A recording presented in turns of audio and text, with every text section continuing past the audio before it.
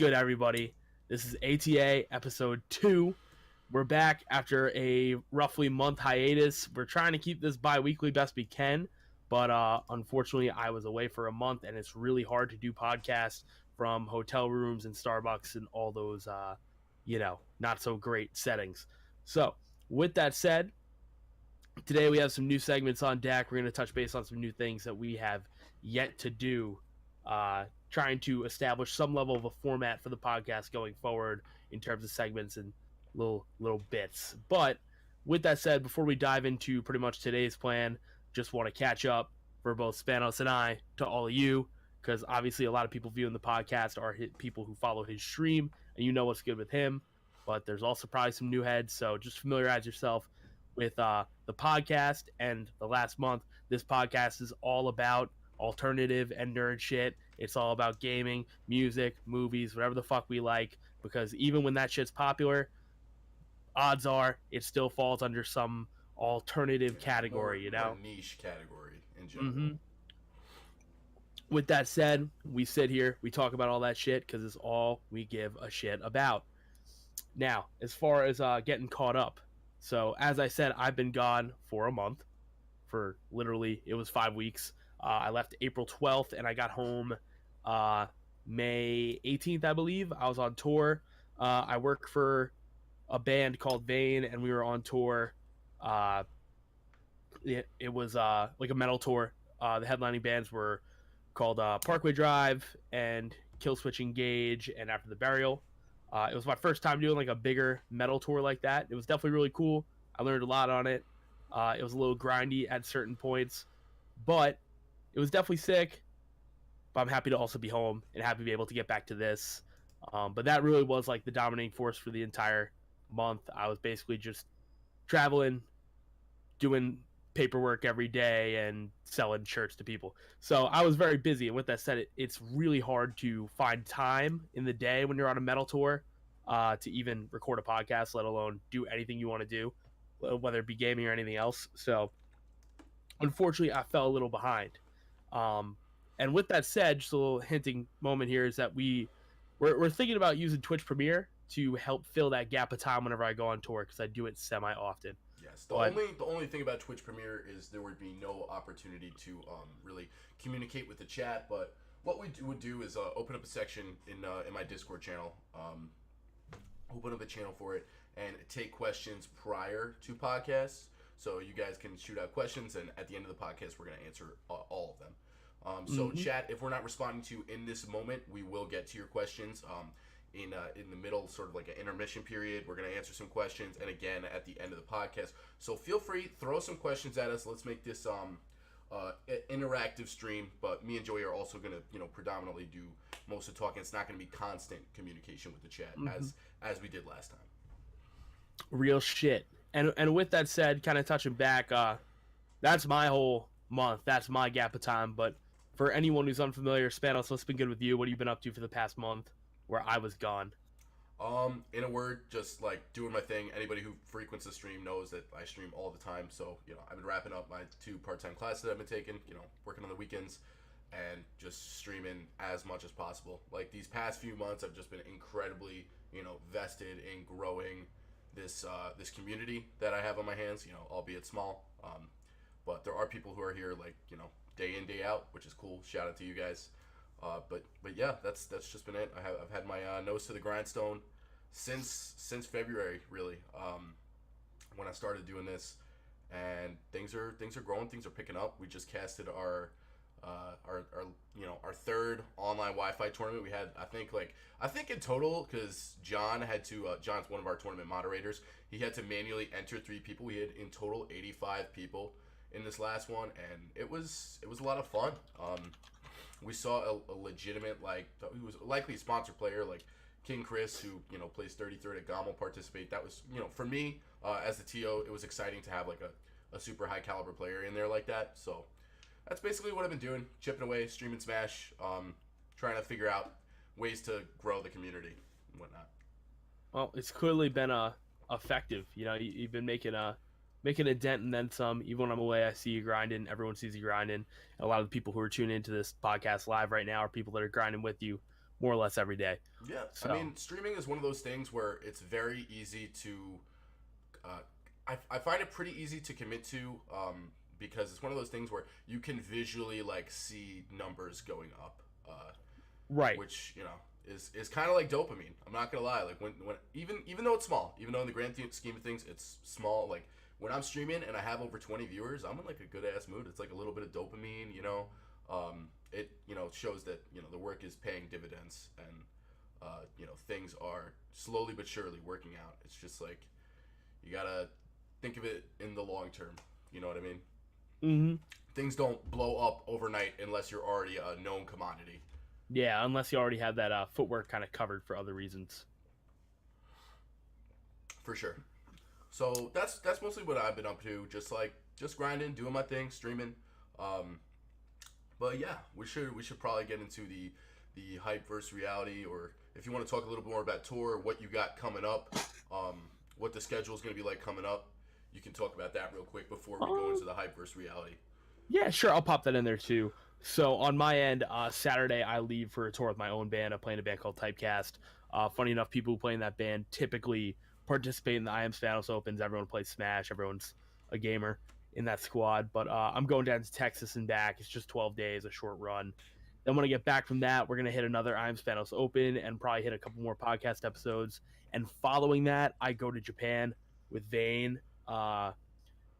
In June 16th, and then I'm back like June 29th. So I'll be there for the later half of that month. So jealous of that. And that show'll be crazy. I can't fucking wait. I've never been to Japan. So that's going to be a really fucking interesting experience, both as a person doing music shit and a person, who likes games and shit. It's literally like heaven for all those things. Not to mention the culture is just sick over there. For sure, 100%. Going there for free seems good. It's a good deal. Definitely got no complaints on that end. But that's most of my schedule up until the fall, and then the rest of the summer until like August. I'm free. I'm free all July. But we stay a month on, month off. Do a little, come back, chill for a little, that type of deal. Yeah. But that's pretty much the whole thing with that. So I guess it's time to get into the bread and butter of this whole podcast episode, and that was I guess we'll do the working title right now is Hype vs. Reality. And that pretty much the idea for this segment is for it to be a long-term thing, and in the future it might be a little more focused. But pretty much the way it works is today we just want to touch on a variety of things that we want to touch on didn't meet the hype, or what was the actual reality of it. Was it just not what it was all chalked up to be? And down the line we're going to touch on maybe him and I both go see a movie that's super hyped, and we come back and we talk about that specifically and really chop it up. But to introduce the segment, I think we're just gonna keep it easy and just talk on a variety of things. We have a short list of stuff, and we're just gonna go hit for hit. And then I think maybe at some point we'll open it up to chat, talk on that a little bit, and then bounce back to the second segment we want to do for this, which will honestly probably be a little shorter to wrap it up. And that's just gonna be related to motivations of gaming, kind of how that changes over the years. Yeah. Like, what is your encouragement to sit down and dedicate, X amount of hours to a game? Is it, for casual enjoyment? Do you have, a larger goal out there? Do you want to be competitive? What drives you? I'm curious. Mm-hmm. So, hype versus reality. Said, yep, we'll get right into hype versus reality for today. So what's a game? What's a game that you thought maybe, a little overhyped? Like, what's a game you'd like to start on for this topic? So, I think an easy one to hit on to really start off, although it's not a game that either of I actually even ended up playing, but was just such a overhyped boil over, was Artifact, because that was a game I personally was following for a little bit, and I wanted to go hard on. I thought that looked awesome, because you and I are both TCG players. That's one of our genres, without a doubt. You're telling me, dude. TCG, perhaps my most played genre of all time. I've got years of Yu-Gi-Oh under my belt. I've got a solid year of Dragon Ball, multiple Hearthstone Legend seasons, and now incoming Mythic MTGA season. I have Card Fight Vanguard. I have been around the block a time or two when it comes to card games. So when I heard about Artifact, I was really excited. I was like, wow, this game's getting so much hype. They're paying these streamers to play it. It's getting a lot of views. But something just went wrong now. If you go and look for Artifact on Twitch, can we get a count on how many viewers are watching Artifact right now? Oh God, Um, I'm gonna pull it up, but I can't I'm willing promise. to bet under 200 viewers for the entire genre right now, That sounds about right. I'm gonna pull it up just so we can just for know for reference. sure. Yeah, because it's inevitably going to be dismal. Um, wow. Okay, so we are looking at 81 views right now for Artifact on Oh Twitch, my god, a game that that is garners 111,000 followers, dude, for the game itself. That's how much attention it once had on there, but now we're talking dismal. And actually, funny enough, one of the kids on who's streaming Artifact right now is actually just a kid playing piano and singing, and that's the third most viewed. that's just a testament to exactly what we're talking about, man. Like Yeah, case in point. what the fuck happened? Like how did they fuck this up? It had all the hype. So, I remember talking to Shady Penguin, mhm, aka my a friend from my local that I go to, locals, John, yeah, and he was hyping it up to me. He was like he was all about it, and he's a big streamer with a large following, like something like 200,000 viewers or followers. Um, hmm so I was thinking in my head, like, man, this game is gonna give Hearthstone, like it was, the Hearthstone killer, that phenomenon, the X game killer. Artifact was the Hearthstone killer. It was marketed as, I think, the Hearthstone killer. Uh, yeah. It was slated to be some so next much level shit so for that sure. they went like with the release, they went head to head with Hearthstone, releasing an expansion, which Right. obvious big mistake. Hearthstone's gonna retain its audience that they've been building equity in for years. Also, another big misplay that I think led to Artifact ultimately flopping was the game fucking costed $20. Like, Yeah, the who monetization for it was just broken from the who start. who is going to pay $20 for a just to play Digi TCG when there's massive games already that are successful and have years of equity in the genre like Hearthstone. And also, Um, you have to account for also getting the cards that you want yeah. as On well. on top of that, it's like $20 just to play your game. Like, It's a I don't big buy-in, I huge don't buy-in. I don't think so, dude. Like the difference between $20 and free is it may not seem like a lot, but it's enough to deter players from playing. And It would definitely be enough to determine. It's like why would I waste my time like investing money into this brand new game when there are games out there like Hearthstone, and I'm pretty sure MTGA was still pretty like decently prominent in this time period. Maybe I'm wrong in saying that, but I'm pretty sure MTGA was at least a thing, perhaps more in its own lane. But yeah, like, it's just like, why would you do this? Like, what are you thinking? I want to know, like, who was marketing this? They decided, yeah, we'll make our game cost well, twenty well, dollars. dude, it's Valve. That's the thing. A little more context because this might mean a lot to, a couple people who are unfamiliar with the game. Artifact is the brainchild of Dota devs, and it's out of the Dota world. Like that's the fantasy behind the cards in the same way that think like the Yu-Gi-Oh television show, the cards are affiliated with that. Artifact is Dota, the card game. It's Yeah, Dota characters, hmm, and that's a huge franchise. yeah, of course. But like, what happened, man? Clearly, the Dota players were not about spending the $20. Well, it's also they I don't know the exact ins and outs, so I don't want to misinform anybody, so take this with a grain of salt. But another thing I remember that was a problem was you have the $20 buy-in, you still have to get more cards. There's that whole monetization factor. You had a super fucked up fluctuating market in terms of the Steam marketplace because I believe you could buy and sell copies of cards on there. Don't hold me to that. And then above all else, there was an arena ticket system.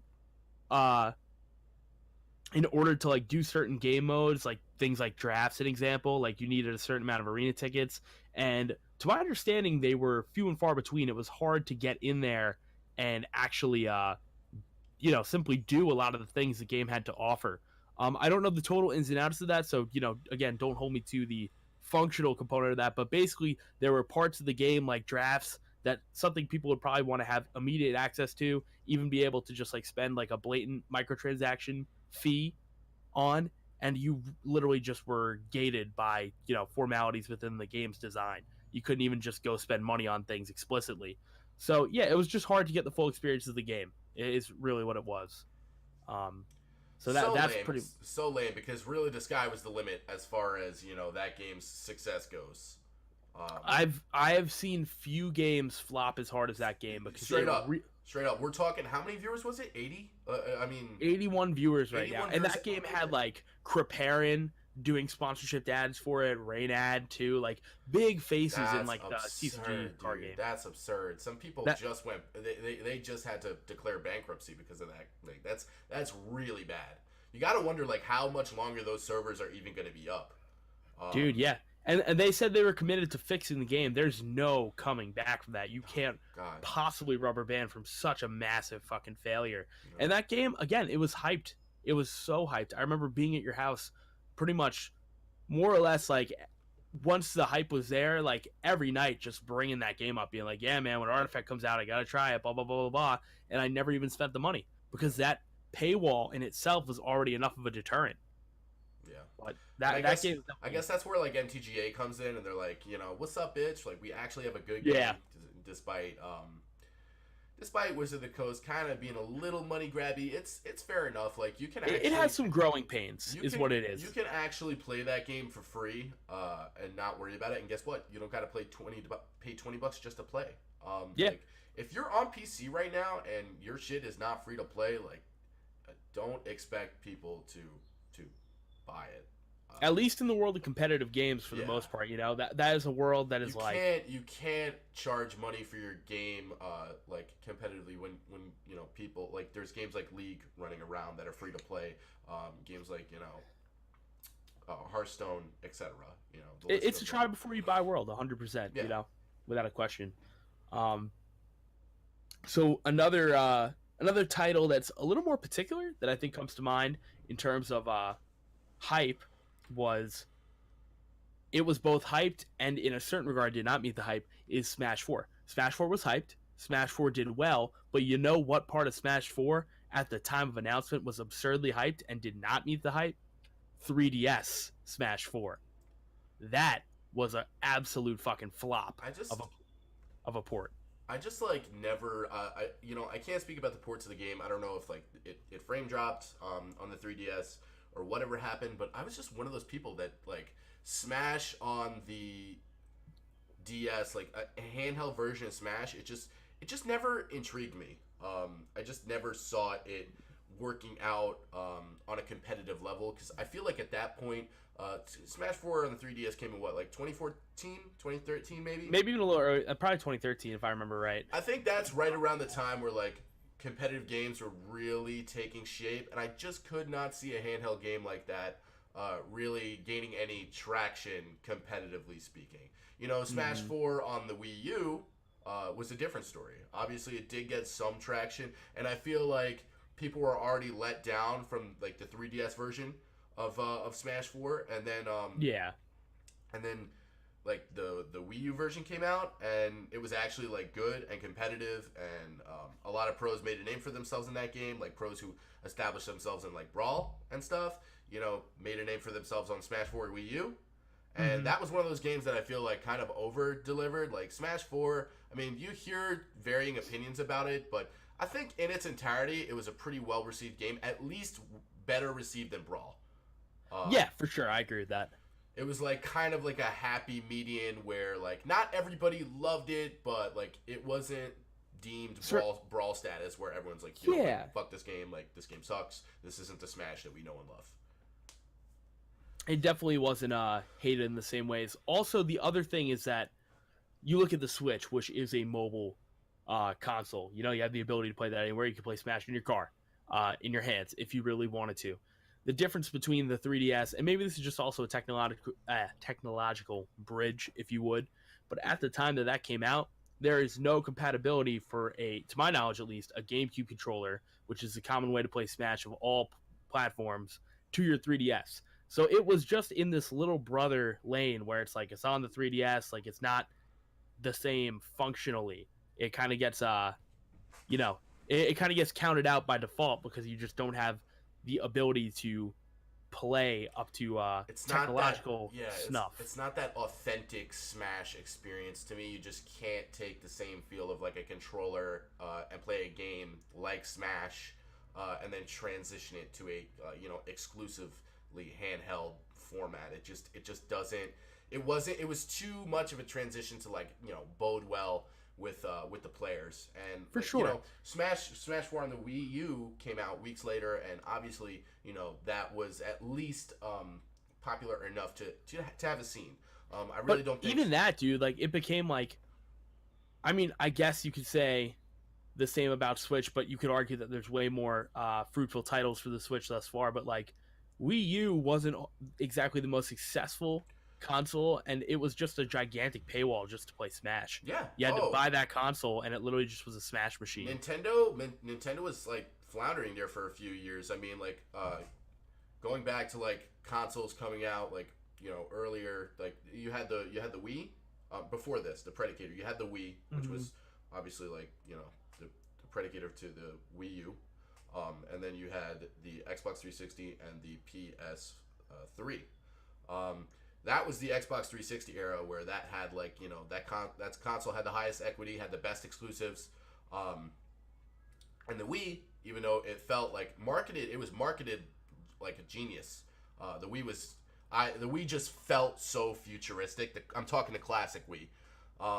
But then when everybody got their hands on it, I feel like it was one of those consoles that like clearly in that 3 console race when that one I think it was in November where all 3 consoles were dropped.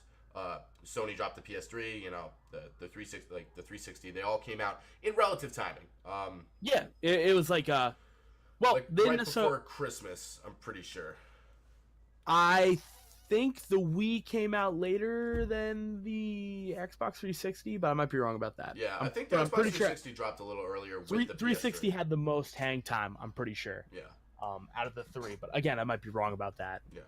So like we were saying, that's kind of the beginning of like the era of Microsoft dominating the console world with the 360, where PS3 was still a thing. It's just more in its own lane. Didn't quite have those strong titles like Halo, but still had the cross titles like Call of Duty and stuff to lean on. Yeah, it was also paradise for like the traditional gamer who wants to go and play like an RPG or pretty much just any like non-competitive game. The world of competitive games pretty much fell into the lap of Xbox 360, whereas with PS3 that was like the everything else lane in terms of more, I guess, like mature content gaming. Like stuff that like you wouldn't find sitting on the Wii, or at least you wouldn't seek out to play it on the Wii. Stuff like horror games, RPGs, stuff of that sort. You could go to the PS3 for that, for sure.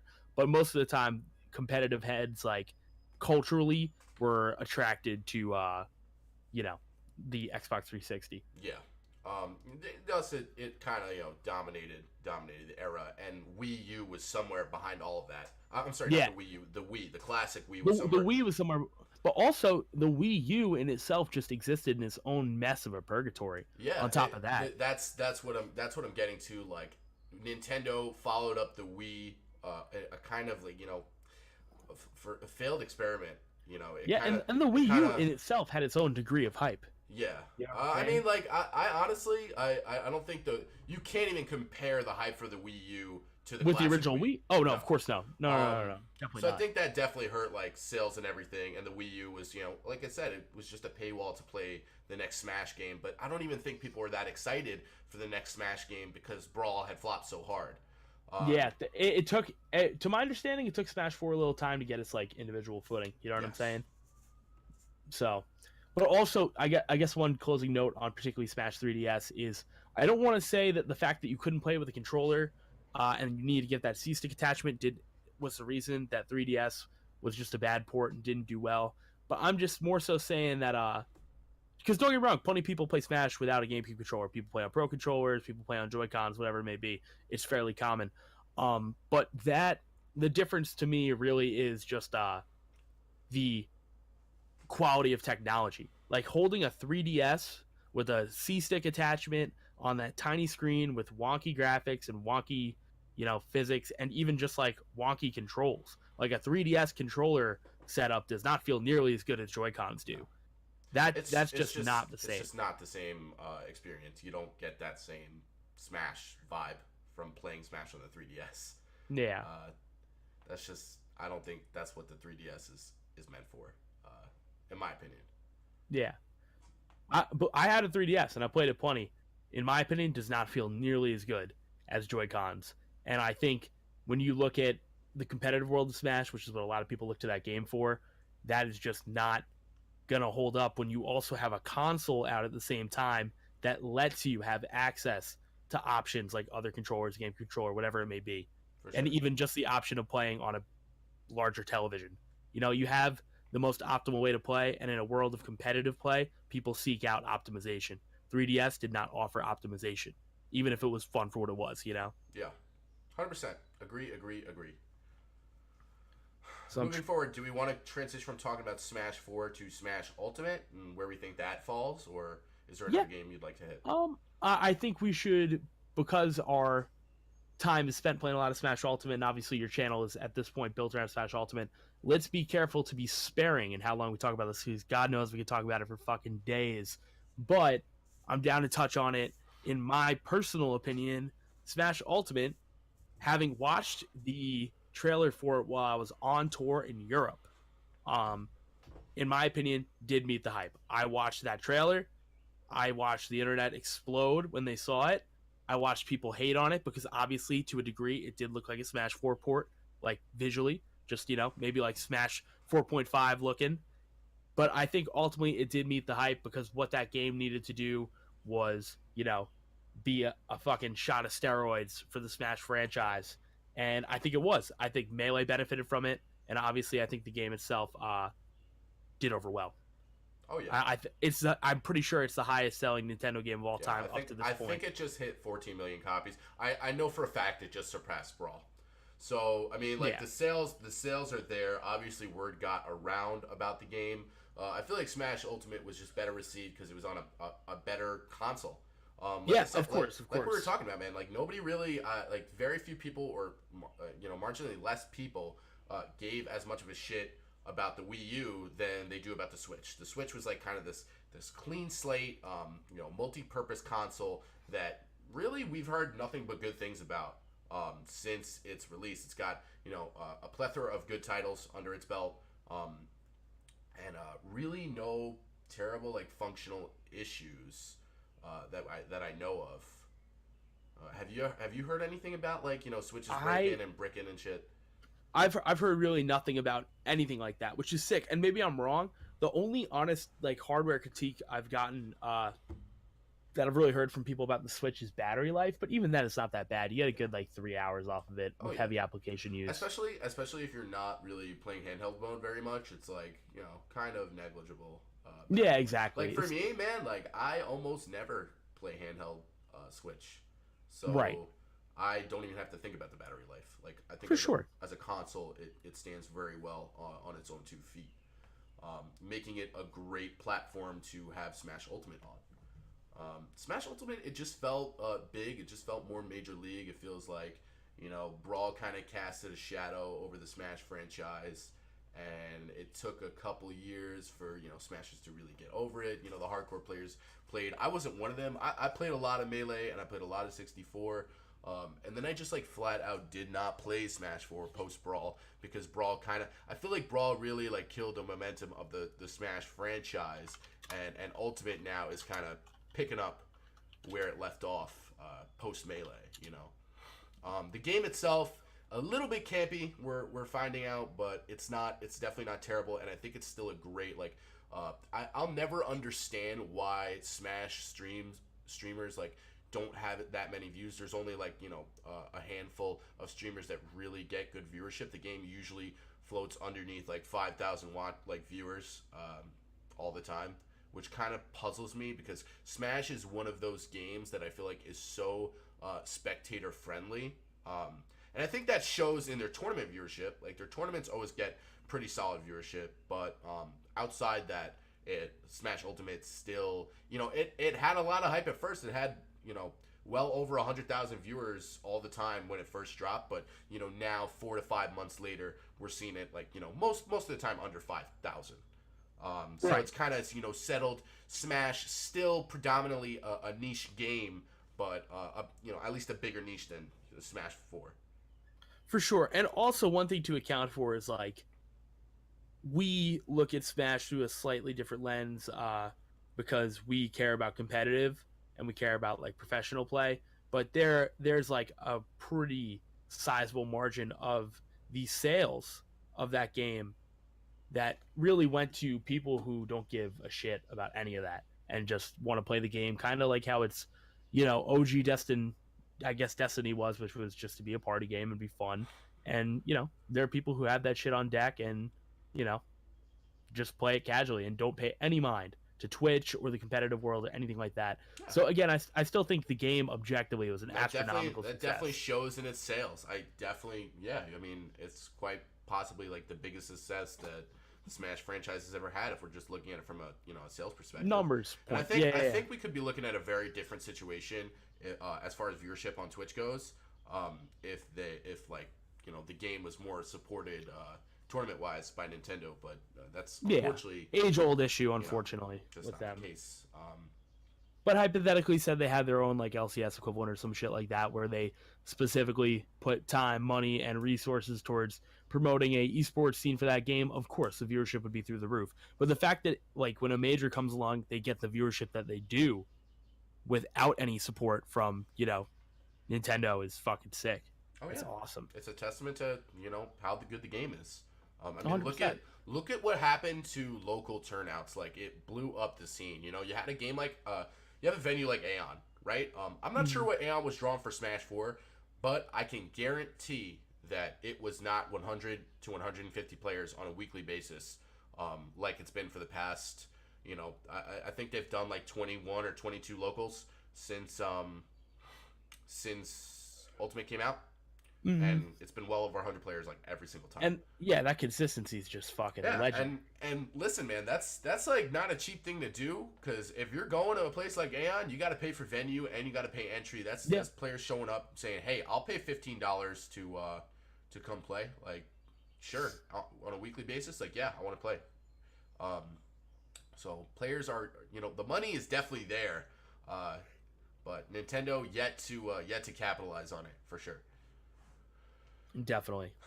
And I think even a new local, like shout out to the Meta, great new local in St. James. Gang fucking draws 50 players to their first local. Like, holy shit. Pretty damn good. God damn. And, you definitely can't go wrong with that. The scene is popping. The scene is popping. Whether the Twitch views are there or not, like the scene is very, like, as far as fighting games go, like it's top of the mountain right now.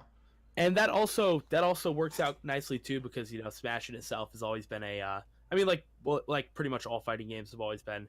It's an in-person affair. What matters is how the scene is doing at LAN, not how it's doing online. Yeah, for sure. All right, I think that's enough Ultimate, right? Like we're that's a fair jump off point for that. I think a nice little one to touch on, and I'm gonna kind of wrap all these together. The bow is in terms of hype, Destiny 2, and Anthem. And I know Anthem is not made by fucking the people who make Destiny. I just kind of mentally affiliated because a lot of people viewed it to be the predecessor to that franchise. I think BioWare developed it, but they were like, man, like Anthem's like Destiny done right potentially, and that also obviously failed. So all three of those games had an astronomical amount of hype. I mean, I remember the tagline around Destiny 1 was pretty much that it was like, oh, this is the game made by Halo and Call of Duty. The Halo devs. This is the follow-up. There are Easter eggs in Halo 3 referencing, Destiny. Like, this game is years in the making. And then you buy it, and it's a fucking popcorn fart. You're like, what? That was content gated with all that fucking DLC bullshit where they make it. This has been a huge issue, and it's still an issue today, where developers make an entire game and then they get it to 100% and they chop it up and they give you 70 at launch. Maybe sometimes even less. Sometimes I would argue and say Destiny gave us less than 70% of the fucking game at launch. It's like, here's $60. $60 is a lot of money, by the way, to charge for like a new game. Any game in this day and age. See, here you pay $60 and like you feel like you have half a game. It just feels bad, and it motivates you to like kind of it sours you. It makes you not want to play the game. For sure. Without question, dude. It's as a player, it's frustrating. It's frustrating. It's like because really once you pay for DLCs, when it's all said and done, you're looking at more like $80 to $100 deep for how much enjoyment. When there's free to play games out there that you don't have to pay a dime for to enjoy at max value. It's just like those type of games. Like Destiny came out. AAA titles. Yes. AAA console titles. Destiny came out at a time where free to play was already well on its way, or already present with games like League. It's like for me, like Destiny came out in 2014, right? That sounds right. Yeah, I believe 2014. Because I remember I drove to get it, and I had just started driving fall 2013. Yeah, so. I got it. It came out in our first year of college, so it was late 2014, but it was 2014, and we were at the midnight release where we saw Nicholas Piazza, and Nick so P, I bought an Xbox One and a flat screen TV just to play this game, like exclusively to play this game. So when I started playing it, I think I played it maybe 2-3 times. Discovered all the DLC stuff. I was like, man, this really is shitty, and I just didn't play the game. And to this day, like as far as the Xbox One as a console goes, over 4 to 5 years, I've bought 2 games in total for the Xbox One, and both of them were DLC gated like crazy. Battlefront 3, which I'm not going to get into right now, but everybody knows how much hate that game garnered for EA. Oh yeah, dude, it's slandered. Buzz really out here going ham right now. Yeah, he's going ballistic. I hear him. I apologize to anyone who has to hear my dog going crazy right now. But it's been a lull. But yeah, by the time Destiny dropped, man, there was like 1,000 other free-to-play games that I could play and not spend a dime and quite frankly, have a better time and a better experience playing. And if you remember with Destiny 1, do you remember that famous video where the dude, he basically like broke the game and walked into DLC content that was already in the game, just not inhabited by mobs? Like he was just like jumping around the zone. He's like, look, this is already here. And that was just like crazy bad press. Yeah, it's for like that game. Salt in the wounds for the people that spent $60 on it. Like, what the fuck? Destiny 2, however, was a little bit better received, but I still and it was also on the Blizzard launcher, which was kind of like a big deal. It just gave the game, I feel like, a little bit more visibility. Yeah, I think so to a degree. I mean, I don't even think visibility was ultimately totally a problem with it, but it definitely that did help, I guess, like with reputation. Yeah, the game just had like so much bad press. So Destiny 2. Destiny 2 is apparently in a much better place now. I also played it at launch, expecting more of the game, and of course, it kind of disappointed me, and I ultimately stopped playing. But Destiny 2 was, to my understanding, repaired decently quickly. It was put in a place where it was like stable and good to go. Yeah, I mean, quicker than you think. I know several people that have clocked a lot of hours on that game, so right off the bat, better than Destiny 1. For sure. Kind of picked it up. It's kind of the same scenario with Brawl to Smash 4. You have this game that everybody hated, or 9 out of 10 people hated, and then you move to a game that's good in its own right, but the game prior just cast an enormous shadow over it, and kind of hindered its the ceiling of the game. Right. You can only do so much with a game that had such a trash reputation in the early going. 100%. There's only so much coming back from that after so much damage. And I think just to conclude the trio, Anthem, that again had nothing to do with I guess in-game for Destiny Anthem. itself. I think the in-game for Anthem looked decent. It was beautiful. A little bit complex to play, but like the game itself visually was stunning. I was watching streams like, holy shit! Like, should I buy this game? But dude, the game looked beautiful. There was a lot of fundamental errors and problems that game had. I mean, you go and you're hearing all these crazy rumors like, oh my god, Anthem bricked my console. Anthem, can't run at 60 FPS on my $6,000 computer. Bad ports, it was just all this horrible press about the game, and it just inevitably tanked. Yeah, for sure. And I think there were a lot of issues with the looting and gearing system of that game. I believe it had a 7-year development cycle. I might have these numbers wrong, so bear with me. I think it was 7 years development in terms of like what the cycle was technically considered, but only 2 years of actual game development. So, Seven years and you can't get it right. It's like the game switched up on a dime before it was formally announced at I think like a PAX or something. It might have been a PAX, but whatever they formally announced at and wanted to like present the game at, the name Anthem was given to the game literally weeks before because they had to switch it on a dime for some like copyright related reasons, and they needed to come up with like fiction as to why the game's name would be Anthem. Like absolutely just turned on his head. mm-hmm. So just a shame of a failure. But I wouldn't be shocked if it got the Destiny treatment. It gets fixed up, and they fundamentally strip it of all the things that are wrong with it, and it comes out anew. And if so, great, because the game looks fucking stunning. But that's just a big L for BioWare, unfortunately, with that one. Yeah. Oh yeah. Disappointing. Game looked fantastic, but it be what it be. Yeah, for sure, for sure. Another title that I think I want to go into, but I'm a little apprehensive before we dive into this one, is World of Warcraft's multiple, because that in itself is a dangerous conversation. Because again, we could be it's a rabbit hole we could easily slip down.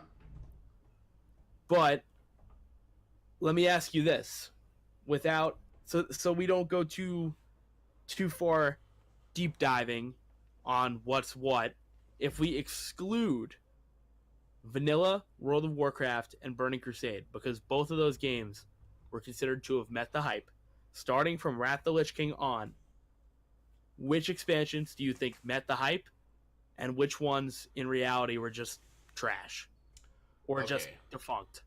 So, right off the bat, excluding the first two, Wrath of the Lich King, I think, met the hype, but it kind of was the predicator for creating problems and taking things that I think traditionally the MMO community and the grinders it kind of made World of Warcraft a little bit more streamlined, introducing things like LFG and stuff like that,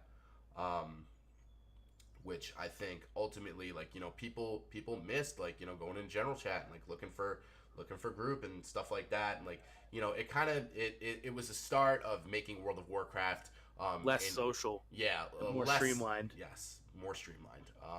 So taking that out of the equation, the expansion itself, content wise, was just hit after hit after hit after hit. It was I've never seen an expansion that start to finish had such incredible content. I mean, they started out with Naxxramas, then Ulduar, and then I think it was they had a little it was TOV, right? TOC, Trial of the Crusader. Trial of Crusader, yeah, right? yeah. So then there was TOC, and then obviously ICC, one of the most infamous and greatest raids of all time, I think. And was VOA that one too? The Wintergrass raid? No, that was not raid content. That's all we got. 3 major patches of raid content, and TOC was the little 4 boss one. With the right. barrage. I just remember there being another minor one too. Also, they did the Onyxia reboot in Wrath of the Lich King as well. I mean, they did post ICC. They did that one raid. Shrine. Ruby Sanctum. Thank you. Dan I think that might be what you're thinking of. Maybe. Yeah. But either way, Wintergrass was a PvP thing. Well, no. I know Wintergrass was, but I remember in Wintergrass, I thought there was a vault raid. Vault of Acheron, or I don't remember the name, but there was some 3 or 4 boss raid, but maybe I'm just getting it twisted. I thought that was a thing, but I might just be forgetting. There was a 1 boss raid that people would kind of do weekly. It was super easy. I think that might be what you're thinking of, but right now the name eludes me. I'm not going to dwell on it though. So obviously World of Warcraft delivered, but it also brought with Lich King delivered, but it also brought with it several problems that people would complain about later on, and set the table for World of Warcraft to become more of a streamlined game and just less social, which is part of what people loved about it. I think that's why World of Warcraft became like, people's lives, because it literally was this other life where, you had other friends and you could be social, and Lich King was just, the start of kind of terminating that, or making it less so for the everyday player. That culture still exists, but in order for it to exist, you have to pretty much be, a consistent raiding guild, or, dedicated PvP guilds. But that experience used to be more accessible to the everyday player, is what I'm getting at here. Right. So going forward, after Wrath of the Lich King, that's when we had Cataclysm. Obviously, that expansion, it flopped. Content-wise, it was just not good. You had 7. Very hyped. Very hyped. Very hyped. Deathwing was like this unstoppable, like, God mode type villain, and you're clipping his toenails in the actual fight. It's just, yeah, it was just a big letdown, man. Like, the content just felt lazy. It just felt weird, and it was, kind of moving even further away from, like, the World of Warcraft that we knew. This is when Raid Finder was introduced to the game, and right off the bat, like, I want to see the content, I can just do Raid Finder and do it with 25 other randoms, and I saw it kind of kills your motivation to do the real thing, normal and heroic, etc. Right. And therefore, further, like, now I want to raid. I can just, as me, Joe Schmo, I can just do it through LFG. I don't have to talk to anybody. I don't have to get in vent. I don't have to communicate with other players. I can literally play this game entirely on my own whenever I want. I don't have to log on at a set schedule. Like, speaking as somebody who, raided in Legion, like, pretty competitively for 2 years, like, that was the driving force that made me want to do it. It was not the game itself, because the game feels like a job when you're showing up on schedule. It was the bond that I formed with other players. It was the culture, the community feel that you had with your guild. You're a team. You're 20 people. Taking down these bosses together, strategizing. Like, like, there's equity in that. That it means something. You know what I'm saying? I still talk to a lot of the people that I form relationships through, raiding and whatnot, and that simply does not exist for the average player. Joe Schmo sitting in LFG, and doing the whole Raid Finder thing. For sure. But Cataclysm, not going to go too deeply into it, but, like, Cataclysm was even further, streamlining the game. People hated it. Very badly received. A lot of, that's when Total Biscuit quit. A lot of major... Made a lot of hate content to that, too. Oh, yeah. Rest in peace. Yeah. Gone way too soon, Total Biscuit. For real. That was an OG. I grew up on a lot of his YouTube shit. I mean, he was like one of those faces from, like, if you look at this era of, like, what gaming is and Twitch and all that shit, like, he was just a pioneer, man. He was so sick. He was the man. Oh yeah. But as a content creator, he's definitely a big role model for me. Absolutely. So going forward, then we had Miss Pandaria, which, like, was kind of a bad scenario, like, across the board, man. Like, you had this failed, like, abortion of a game like Cataclysm. It was just so poorly received, and then you had, like, this stupid theme, like Pandaria, like, all these. It's like, what? They're putting pandas in the game out of all the cool shit that exists in the Warcraft universe, like. You're going to put pandas. The Pandorans in, yeah. And everyone just shit on it immediately. Everyone's like, this is the death knell for the game. Like, this is it. Like, nobody's going to buy this. And I'm sure sales, like, were not good for that game at all, especially opening sales. But I feel like once word got around about, like, the actual game content, WoW players like me who, shunned the game at release, that was, like, one of the only Warcraft expansions I didn't play at release, and I'm a die-hard World of Warcraft person, so I'm willing to bet you. I think you're looking up sales right now. If I'm right. Yeah. What are the sales like for that game? So, 2.7 million in 7 days compared to Cataclysm's 3.3 million day one. That is like a whole million less than Cataclysm in a week too. Cataclysm was 3.3 day one. Out the gate. That's atrocious. That's really that's really pretty bad. fucked. But obviously the devs, like, Blizzard caught wind of the reaction, and they said, "Oh, okay, you think we're full of shit with this game? Okay, here's Heart of Fear. Here is Throne of Thunder. Throne of Thunder. Here is one hit after the other. Personally, I think Siege of Orgrimmar came after that, if I'm not mistaken.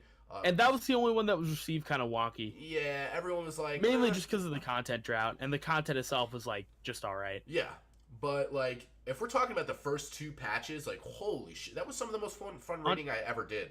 Undeniable excellence on that end. And I hardly even touched that content, but it was still and that's the thing. great Like, at I face barely, value. like, as a player and a raider, I barely scratched the surface on that content, and I had a blast. It's some of the most memorable stuff I've ever done. And that's a testament to how good it was, because I didn't even do it all, and I didn't do it at the highest level like I did all the Legion stuff. Right. Just fantastic stuff across the board up until the very end. But even the end, like, it wasn't like Siege of Orgrimmar isn't one of those patches where, like, people were like, "Oh man, I really hated it." It was just okay. You know what I'm saying? It was just okay on its own. I think like Mists of Pandaria was good. It was a solid 7 out of 10. I would say 6.5 to 7 out of 10. It passed, and it greatly exceeded expectations that were projected for the game. Yeah, in terms of everything we've been talking about, it's all like, oh, this game was hyped and then failed, or oh, this game was hyped and then, succeeded. Like, Mists of Pandaria was the farthest thing from hyped, and it ultimately succeeded. Yeah. It carried its weight in the end. Definitely. So then, going from Mists of Pandaria, we have Warlords of Draenor. Warlords of Draenor, a lot of hype. Hyped. People Maybe one of the most hyped expansion packs of all time. Yes. People were really, really about this game. It was like, okay, we have this, stupid genre for the last one. We're not going to make that same mistake again. Let's see what we can do with Warlords of Draenor. Do you have the sales for Warlords of Draenor up? Out of curiosity. I'm trying to find it right now. Well, I'll talk about the game while you find it. You let me know when you do. Yeah. So that game was like, on its own, content-wise, it had some really good content. Raid-wise, like the raids were all good. We're talking Blackrock Foundry. Highmaul was fun as well. Boss fights like the Imperator. There was a lot of good raiding content in the game.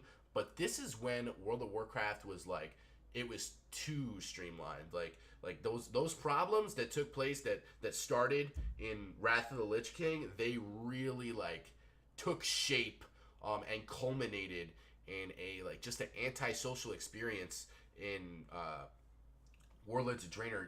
You're either raiding or you're sitting in your garrison. They made everything else so easy for you. Professions were a non-factor. Socializing was a non-factor. It might as well have been a solo player game. Then it didn't feel like it felt like an RPG. It didn't feel like an MMORPG. For sure. Outside of raiding. So those problems really took place, and there was a lot of complaining about that, and I think that caused a lot of people to ultimately quit on the game, because if you weren't raiding, there was just nothing for you. Also, by the way, it had 3.3 million first week, which is pretty good. Wow. So that's like right up there with Cataclysm. So there was definitely some hype. The title definitely had hype, way more than Mists of Pandaria. Delivered content-wise, but like the solo was... It delivered content-wise until... So here's a little big asterisk mark. So you have, obviously, like we said, it feels like this like solo player experience. Like people are just kind of getting a little wary with the whole garrison thing. Everyone's getting a little burnt out, but they're like, yo, the raids are at least pretty damn good. Yeah. And then we find out that if you're unfamiliar with how World of Warcraft works, like usually like the content patches go like this. Like, so the first number in a patch is like the expansion we're in. So an example, if the patch is 3.0, that's the third expansion, which would be Wrath of the Lich King, and that's patch 0, that's launch. Most of these expansions usually go to patch 0.3, so it'll be 3.1, 3.2, 3.3, and that's like a full expansion cycle.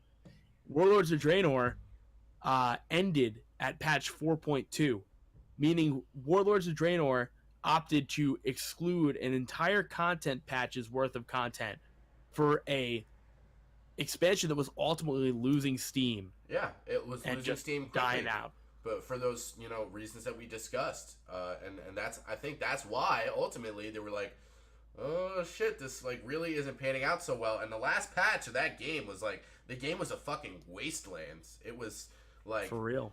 nobody was like it was probably the most desolate that WoW got. They left players. One thing that Blizzard really has to do better at is like the timing of their content. Like you can't leave players hanging. You can't leave your community hanging for 12 to 13 months. I remember Siege of Orgrimmar was the raid for like over like going on 400 days. Like that's not appropriate, especially for a multi-million-dollar company like Blizzard. Like you guys got to be more on your shit with the speed. Straight up. And then the irony is they doubled down with fucking Legion.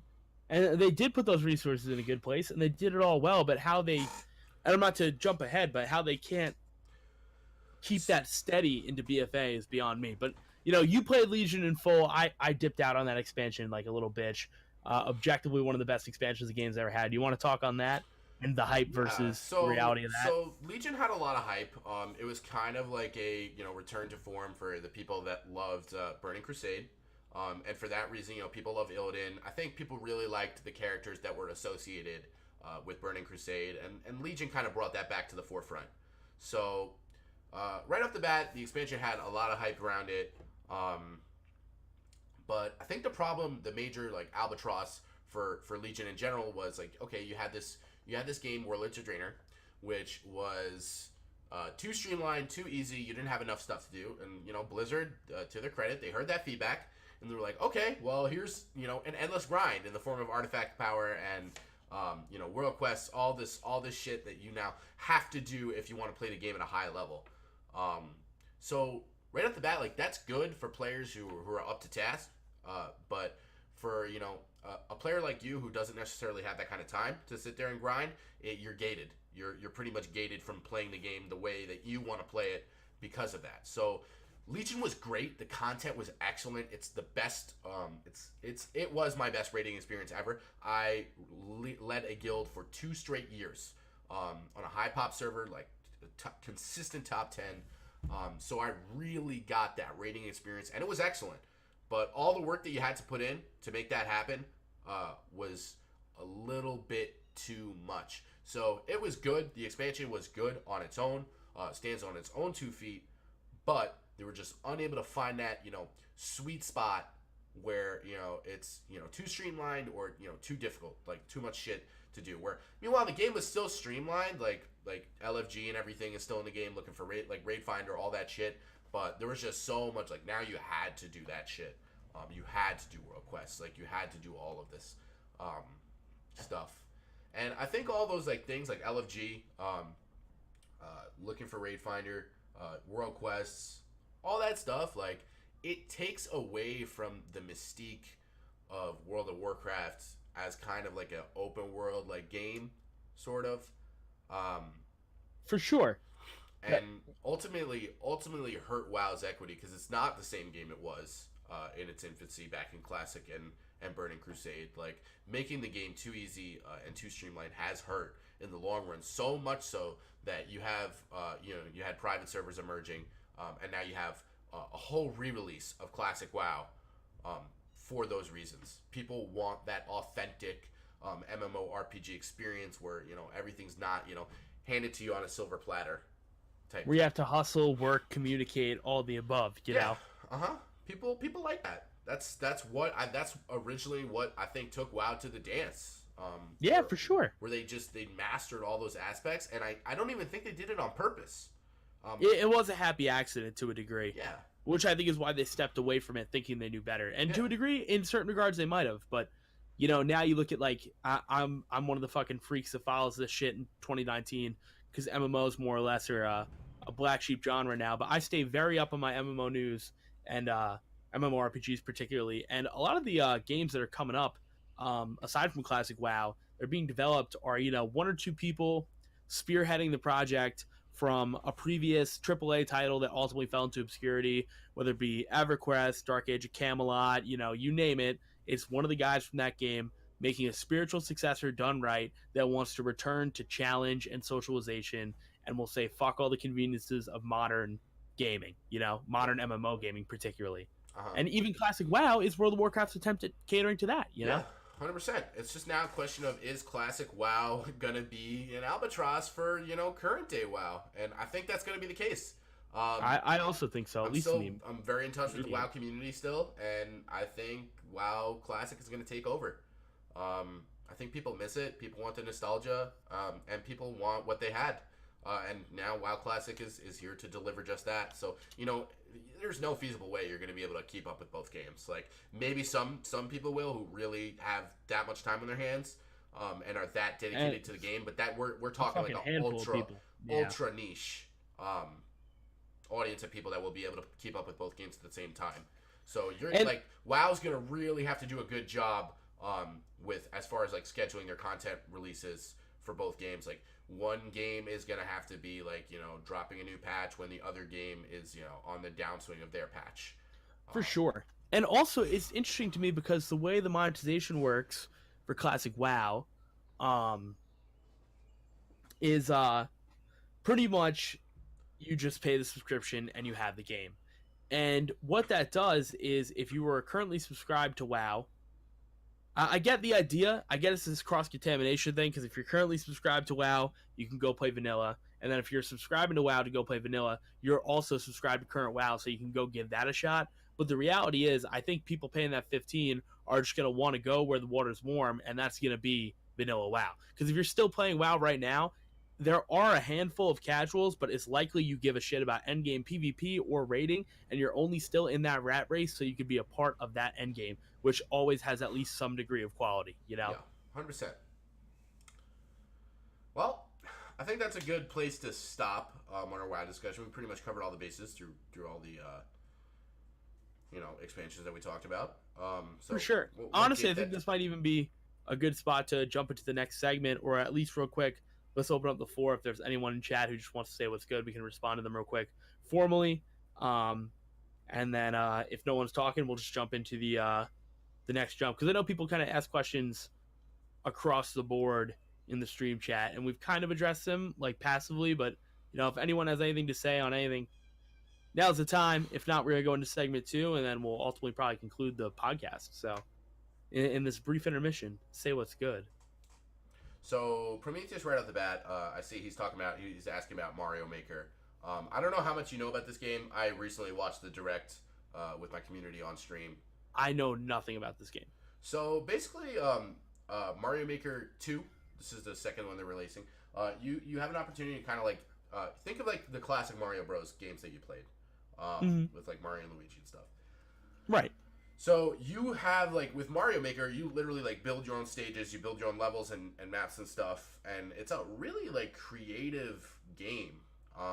So they have the second one. I don't know how the first one did. I'm assuming it did pretty well, because the hype for the second one is through the roof right now, in at least the Nintendo community. I watched it, and as somebody who, like, doesn't know shit about shit when it comes to Mario Maker, it looked awesome.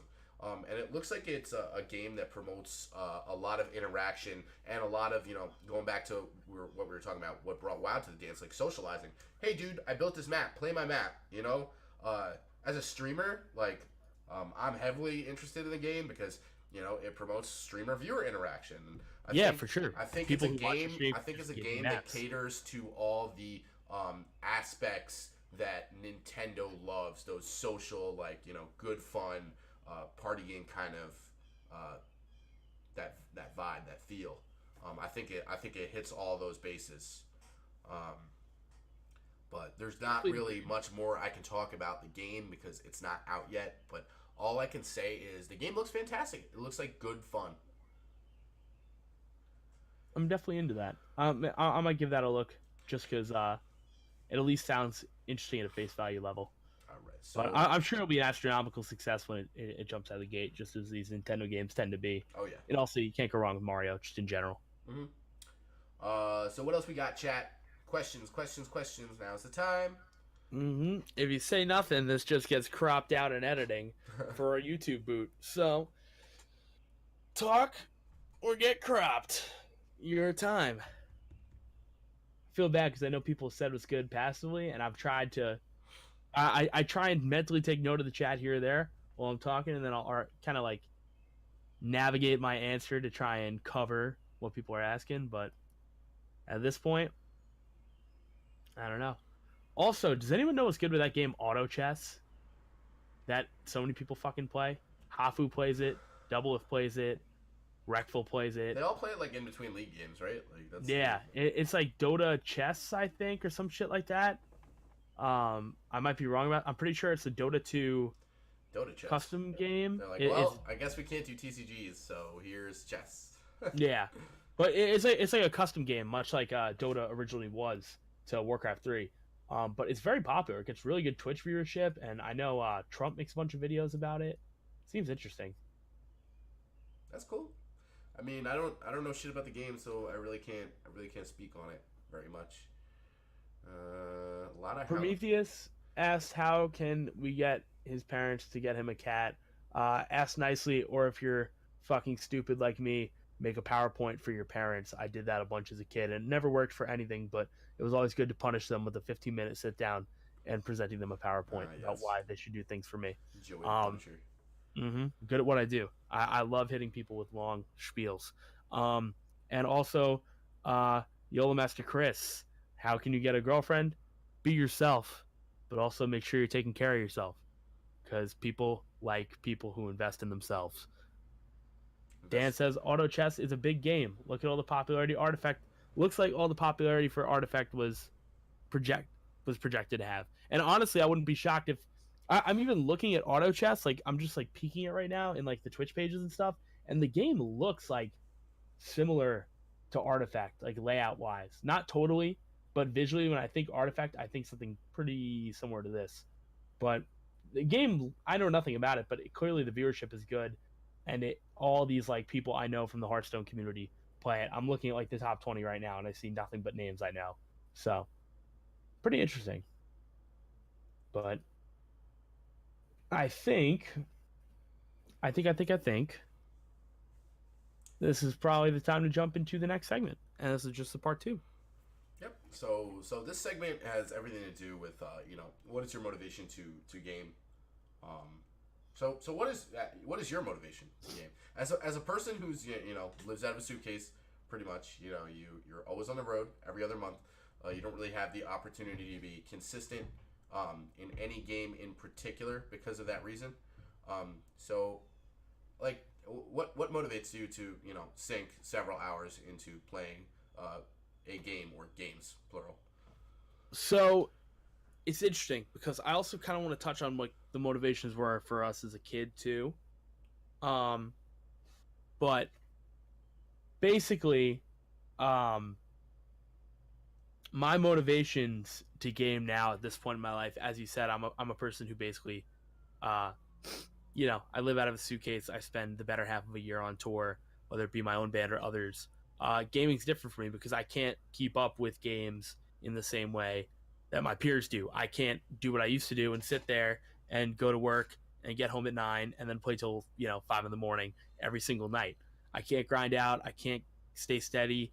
If you want to play competitive games, your mechanics and game knowledge will suffer when you go away for long periods of time not touching your games. So my motivation to game at this point, honestly, is just normalcy, because it's probably the one other thing I love the most in my life aside from doing all the music stuff. So for me, it's like a point of center. It's just a point where I can sit down and be like, I can ignore everything else in my life right now just for a little bit and play this. And it also just so happens my games of choice typically are still competitive games, some of which I can keep up with, like Smash I can keep up with on tour, which is awesome. And we played in the van because we have a setup for that. Like we play with the actual TV, and we have a converter that goes into one of the power outlets. That's like motivation, because it's like that's additional motivation because it means I can grind on that game while I'm away. I can come home and I can just test my skill, see where I land after playing the game basically nonstop for a month and playing against you guys again, sitting in your living room playing until 5 in the morning. So that's a motivating factor. But above all else, like just this week I started playing League again, and it's like, do I think I'll be able to stick with League in the long term? Probably not. I'll probably fall off the next time I have to go away for an extended period of time. But just being able to sit there and run some normals with my friends and talk on Discord and talk shit and have good games, bad games, whatever, that's normalcy for me. And that's a motivating factor. Just going back to a time in my life where it's not running around at the fucking speed of sound, going all over the place every 2 weeks. Yeah. So that is a big factor for me. But what about on your end, flipping it over? What's your motivating point at this time? Because you obviously stream. You're to a degree forced by choice also to game. You know what I'm saying? Yeah, I don't know. I think I've always had like a toxic association with video games. Like I am like a super goal oriented person. I'm always trying to set goals for myself. I always have like a vision in my head of what I want to get out of doing any specific thing. Like there has to be purpose for me in playing video games. So that used to take shape like when League was on the come up, and we were playing in season 2. I wanted to be a fucking League player. I was like, holy shit, like this is so fucking cool. Like it's a opportunity to be not only make money but also be popular. But I don't know, like that kind of never really left me, and it like sort of settled down like as I got older, and I'm like, okay, like my window of opportunity for doing that is sort of on its way to closing, or it's closing because like it starts to get to a point where it has an adverse effect on your real life and your ability to move forward in real life. Like if you can never get past that point of being a sponsor player and making legitimate money through gaming, like it's gonna hinder your real life progress. And I was just never like smart enough to settle like this whole streaming thing I'm doing now. Like I started so late, dude. I should have started when I was like 18 or 19 years old, like right when college began, but I just didn't have the wherewithal. I didn't see it. I didn't have that vision. I still had like back then a lot of my hours were consumed on HOTS because like I legitimately thought I could go pro in HOTS. We all know what happened with that game. Like yeah, you and I both had the vision. For a while it was go pro, and then in my mind it shifted over to esports journalism, and yours was still content. Yep. Yeah, grinding out doing that. But Yeah. we both had sincere belief that like that was what we were gonna do with our lives, was play that game. Yeah, and like It's pretty fucked up. Yeah, that's just the thing. Like I never kind of outgrew that. Like anytime I sit down to play any game, like I just can't derive enjoyment from it unless I believe there is like a higher purpose for me playing it. So like now, I think I've shifted that goal from being a competitive player to being a content creator, because I feel like it's something that gives back to me and isn't like a complete waste of my time if it doesn't work out. You know what I'm saying? Like you're building equity in this whole thing that is streaming now. And you're getting to connect with people. It's not just this echo Yeah. chamber of sitting there grinding solo queue, getting mad at people. Exactly. You're getting to connect with people. You form relationships. You build a community, and that's what I really love about streaming.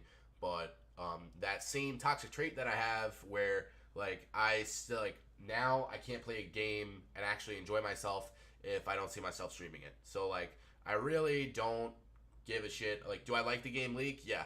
Do I give a shit about playing it anymore? Because I know I'll never go pro in that game, and nobody will ever watch me stream it. Like, no, like and therefore I don't play it. Same goes for games like Overwatch, and so on. So yeah, I mean, like I get purpose through gaming. Like that, my motivation to game is to stream.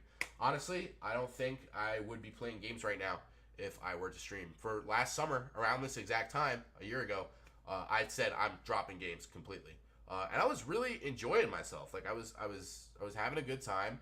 I was still playing Dragon Ball Super, but like as far as like video games go, like I dropped them. I was done. And that lasted for a good month, and it was a good month. Like I had some fun, but what a month it was. I was sitting at home bored, and I'm like, this is I can't, like, you can't shut that shit down. Like it's a part of me. Like I love fucking video games. Like I have probably spent over my 23 years of life, I have probably spent a good 13 years just straight up on a screen, like playing. Like a lot of my memories are in the form of like fucking video games, which take that as you will. Some people might find that pathetic, but like that's the reality. Like that's it. So it's a major part of me, and I just I couldn't just pull the plug on that. For sure. And honestly, I think anyone who's felt similarly, especially growing up in our case, I'm 22, about to be 23. You just turned 23. I'm sure people had similar feelings. I know I had similar feelings. That's why I didn't play Legion. I remember at that point in my life, I had just started seeing this girl I used to date, and I like maybe a month earlier, and it was like a long distance thing. And at that time in my life, all I could think about was like getting my life together in a way to facilitate that. I got home from hanging out with that same girl, and Legion had just came out. I grinded out the first 3 levels of the expansion and said, "Man, video games don't fulfill me anymore. What a shame." And I Yeah. did not game again until honestly a good like that was like probably from the start of that summer, actually, even before Legion came out. So probably like May all the way down to December, I hardly touched video games of any kind. And it wasn't until I actually, funny enough, met and connected closely with the people I play in a band with now, who Spanos also knows, Sean, Dylan, uh, friends of mine who live in Massachusetts. We both live in New York. Um, they are the ones who kind of got me psyched on gaming again because I met them and I found out they PC gamed and we immediately hit it off. And I think that's where our friendship really, took form right out the jump. And it was like, oh, okay, come play H1Z1 with me, Overwatch with me, whatever. Yeah. And I found myself on my computer again for the first time, and you know, here I am now, still back at it, even with Tor and everything. I care about gaming again, and I did not care about gaming for almost a year of my life. Yeah. And I look back now, and I'm like, it's a mystery that I even shut it off for that long. Yeah, it's like, I feel like you kind of get in this toxic place where at least I did, where I'm like, man, video games have taken So much. Yeah. They've taken so much from me and given nothing back. But, when you're thinking like that, you kind of tend to ignore, the relationships, like you just said, the relationships you form, through the mutual interest that is gaming. On top and of the experience that you have with those people through the video game. It's like it matters. It counts for something. You know what I'm saying? for sure. And additionally, like gaming, much like being vested in movies, music, television, it also gives you a ricochet of creativity because you get inspired by that shit. Exactly. And I'm it one of the people manifests in that, other forms, yeah. But I'm very much one of the people that is constantly inspired by people who are playing video games, streamers now. Like that's my current inspiration. Streamers, wrestlers, like those are my current people that I look up to. for sure. Right now. I'm inspired by game development. I'm inspired by, incredible fucking fictional worlds and, incredible storytelling. Does that mean I want to necessarily do any of those things in my life? Not necessarily, but I'm inspired by it. And what's really cool is like that tends to ricochet into other creative things you do with your life.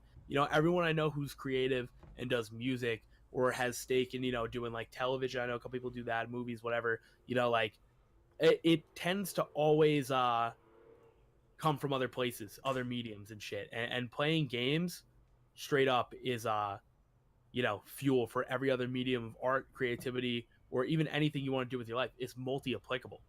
For sure. And it's a shame, but because of the culture that is surrounded by video games, it's like sort of has this stigma where it's definitely not seen on the same level as other creative mediums.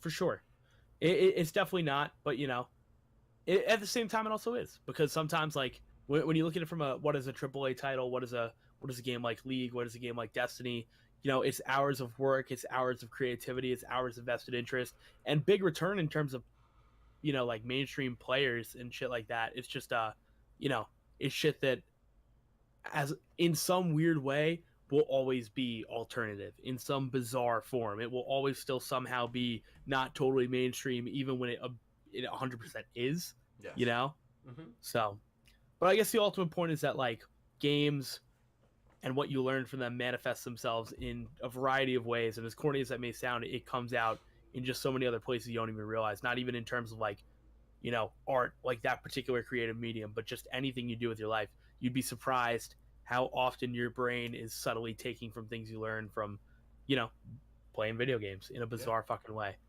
But I think 100%. I think before we I think we're kind of reaching the general later end of this, but before we close, I want to also touch on like, on the contrary, what was your motivation to game as a kid? Which is, let's go backwards before we wrap this up. So what was it like for you as a kid? I mean, obviously it's safe to assume what drew you to video games to a degree in the first place, but like, why'd you bother up until the time you had maybe like a PC? Because it's totally different landscape. Honestly, like I don't know, man. It was just a wide-eyed kid. It was just fun to me. Fun. In a word, fun. Like that's what motivated me to game as a kid. Like I just had fun doing it. There was no like competitive or greater goal or purpose. It was literally just a time sink, something to keep me busy and entertained. And just that. It was good and pure back then. Yeah, no, that definitely. There was nothing I looked to yield from playing a game at that point in time. It was the only thing that I would look to yield is fun and like the experience. It's that was it. Like streaming, like what are you gonna stream to fucking Justin.tv playing a video game back in like I did do that one time. I streamed Rift Beta to Justin.tv, but yeah. So like there was nothing like games weren't at the point yet where you could expect to really get something out of them besides some good old wholesome fun. For sure. And like. And I was young and dumb enough to not even be like thinking about that kind of stuff. You know what I mean? It's just like. And that in itself is a beautiful thing. Yeah, you're a wide-eyed kid. But I definitely look to the reasons I played games as a kid. Now when I feel like I'm getting too fed up for those reasons in the current, like I've proactively tried in the last year to dive back into single player games I loved when I was younger, as well as try current ones, because like you said, like you look at your current motivation to play games. In your case, like if it's not going to garner any type of value in your life, it's not worth it, right? And I share those sentiments to a degree in terms of like, is this game streamable? Is this game worth my time? Can I at least say I got better at this game enough that I can get some respect put on me? Like all those qualities. I've proactively tried to here and there pick up games that go against that, because like you said, when I was playing as a kid, it was just all about fun. It was all about experiencing things, just wide-eyed. I see something on a shelf, it looks cool, I want to know what's in there. Yeah. Because there was also so much less media around games. Everything had a little more like mystique around it, I guess. And I wanted to explore all those things, but now I've proactively picked up, games like Skyrim Remaster, Oblivion, Octopath Traveler. I've reached out and picked up other games that Dark Souls, another one. I've picked up other games that I, in my current age and point in my life, would normally say, fuck, man, I don't have time for that. And I've made some level of time for it. And to a degree, it's been rewarding, because it's like you're forcing yourself to give it a shot. And if you get past the growing pains of thinking, man, I could be on Smash or League or this or that, that could like garner me a little more value, eventually you get past that and you're like, man, so this is what it's like once you get a single player game rolling again. This shit's fun. This shit's rewarding. And it's hard to do. That's what I love about streaming, is it enables you to do that kind of shit as well. Like when I think is a game like streamable, etc. Like for example, a game like Breath of the Wild is something I'm heavily considering right now. Like if it wasn't for streaming, I would never go play a single player game like that. It just wouldn't happen. It wouldn't be worth my time. But because of streaming, I will explore other titles and single player games, etc. Because I can share my experiences with others and also use it to grow my equity as a streamer. For sure. And honestly, I'll pinpoint it here, May 23rd, 2019.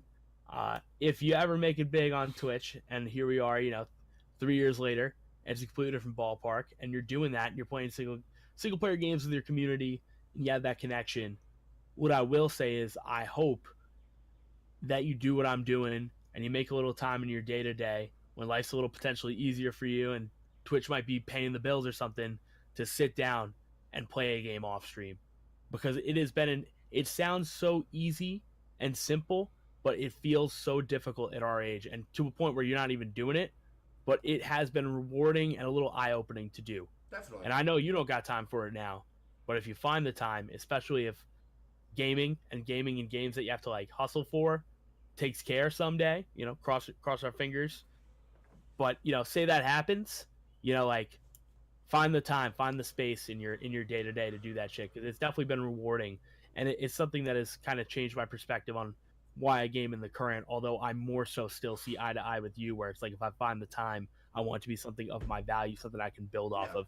And frankly, a game like Octopath Traveler, an example, which I've recently almost finished, I'm not building anything out of that. It's yeah. just been a fun storytelling experience. Of course, and that's something I'm definitely going to take note of and make it a point to do if that one day does happen. It's just right now, like I said in the beginning of the stream, it's just all about the grind. It's all about Yeah, getting that for sure. equity. And I think that's a pretty good place to leave off.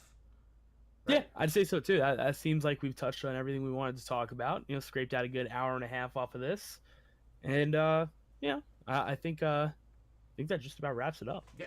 So real quick, I just want to say a couple things about the ATA podcast going forward, guys. If you have any questions, now would be the time. Any final questions? So going forward, like we said, Joey, he's got a turbulent schedule, so that's going to affect our ability to really be consistent.